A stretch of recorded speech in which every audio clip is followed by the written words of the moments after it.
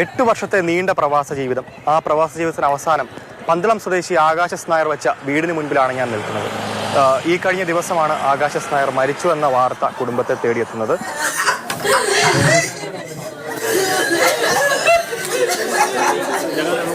തീപിടുത്തം ഉണ്ടായ കെട്ടിടത്തിന്റെ 4ാം നിലയിൽ ആകാശം സുഹൃത്തുക്കളായ 3 മലയാളികളുമാണ് ഉണ്ടായിരുന്നതെന്നാണ് നിലവിൽ അറിയുന്ന വിവരം.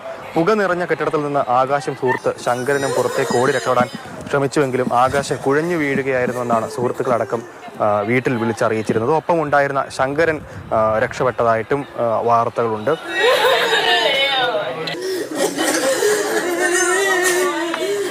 ആകാശ് ഈ അടുത്ത ദിവസം നാട്ടിൽ വരാനായിട്ടിരുന്നതാണ്. പക്ഷെ ശമ്പളമടക്കം ലഭിക്കാനുണ്ടായിരുന്നു. അതുകൊണ്ട് തന്നെ ആകാശ് തുടർന്നു പോരുകയായിരുന്നു. അതിനിടയിലാണ് ഇത്തരത്തിൽ ഒരു അപകടമുണ്ടായത്. ഈ പരിക്കേറ്റവരിൽ ഒരു 4-5 ഹോസ്പിറ്റലിലായിട്ടാണ് അഡ്മിറ്റ് ചെയ്തിരിക്കുന്നത്. അപ്പോൾ ഈ 5 ഹോസ്പിറ്റലിലും ഈ പരിക്കേറ്റവരിൽ പിന്നെ ഈ ഇദ്ദേഹം ഇല്ല. അപ്പോൾ പിന്നെ മിസ്സിംഗ് ആയ കൂട്ടത്തിൽ ഒരു 5 മണിയൊക്കെ കഴിഞ്ഞാണ് ഈ മരണവിവരം ഞങ്ങൾ അറിയുന്നത്. എല്ലാവരും വിഷമത്തിലാണ്. ഈ ആകാശൻ്റെ അച്ഛൻ എൻ്റെ ചെറുപ്പത്തിലെ മരിച്ചു പോയത്. എൻ്റെ ഭാര്യയുടെ ചേച്ചിയുടെ മോനായി ആകാശം എന്ന് പറയുന്നത്.